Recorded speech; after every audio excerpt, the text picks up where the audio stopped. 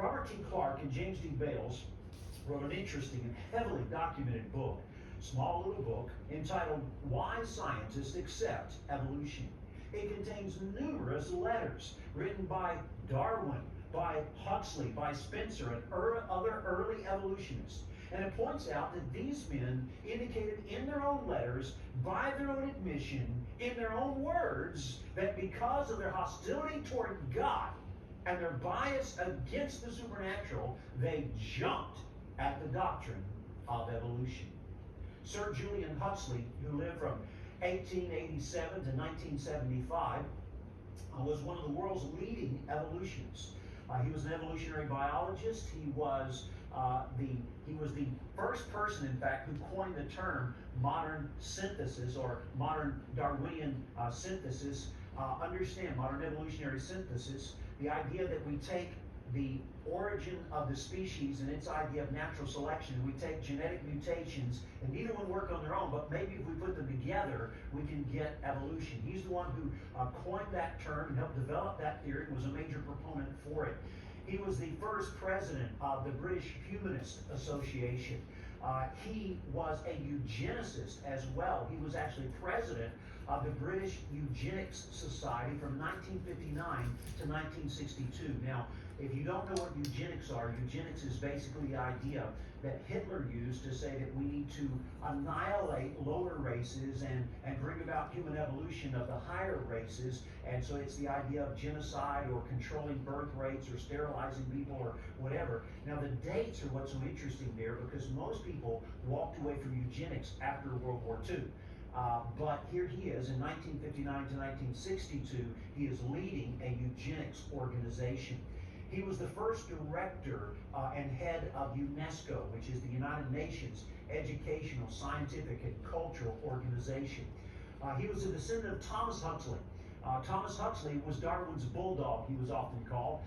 Darwin developed the theory, and Huxley popularized the theory. Well, here's what he actually said.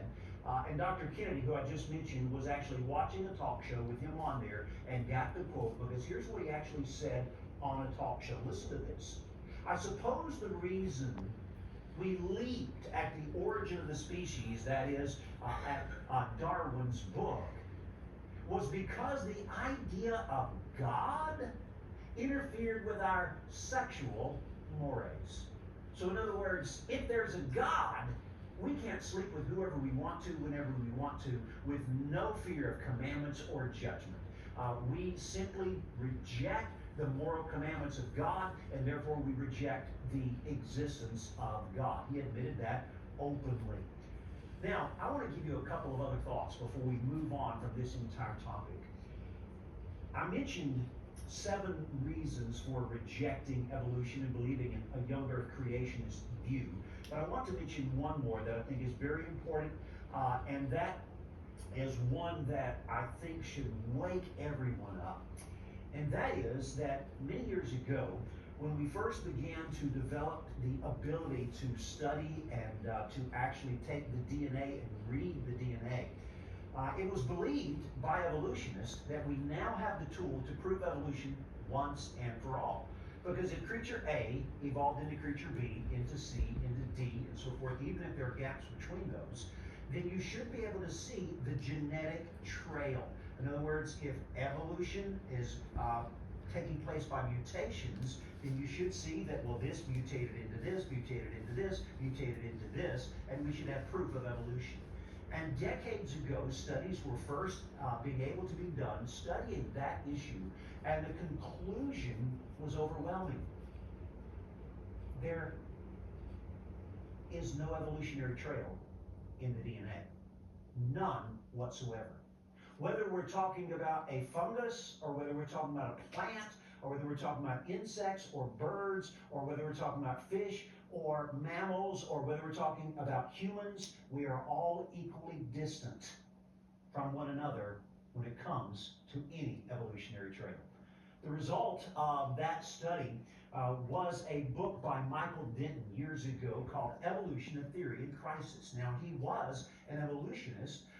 He was not a creationist. He did not take any position that, oh, well, God is the correct answer. He simply looked as an evolutionist at the theory of evolution and said, It has failed because of the DNA. It's that simple. It is a theory we must reject. It simply is not true.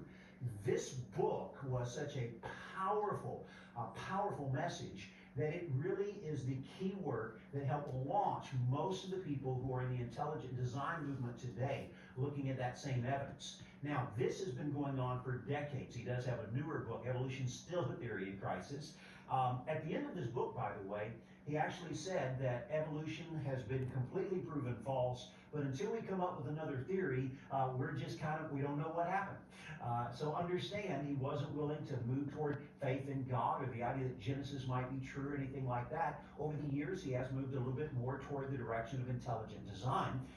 But now, let's fast forward many decades.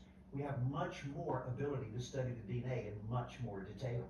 And in 2018, a study of DNA was completed that examined, hear this, millions of specimens and 100,000 different species. Hear that, 100,000 different species.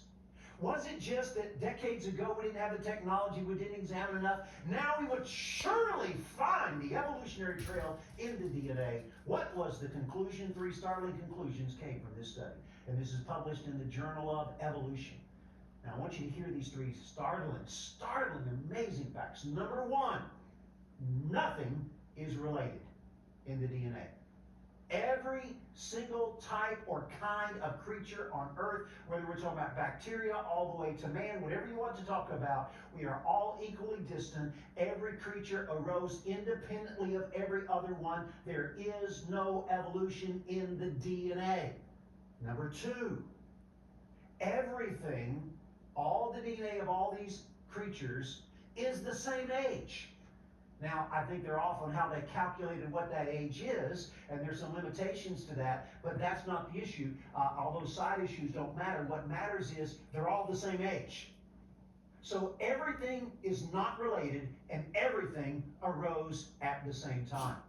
The third thing is they found that all creatures are the product of a genetic bottleneck that happened, they would say, 400,000 years ago. They're very wrong on that date well, I'll give you the order in a moment, but here's the key. They are off on that date, but notice it's thousands, not millions. But just a few thousand years ago, I'm going to say, there was a DNA genetic bottleneck where all these different creatures seem to have been in very large numbers, but something happened that narrowed them down to very small numbers. And let's get to humans. They found out that at that time, every single person on Earth is a descendant of the same mother. You say, is that Eve? It's not Eve. This is a long time after creation. Everything gets bottlenecked down to just one family. Who might that be? Who is that woman? We don't know her name. I will call her Mrs. Noah. Now notice this. Number one, we saw already there is no evidence of evolution in the fossil record. Number 2, we saw there is no evidence of evolution in the present. And number 3, there is no evidence of evolution in the DNA. Can I say 3 strikes and evolution is out? Right.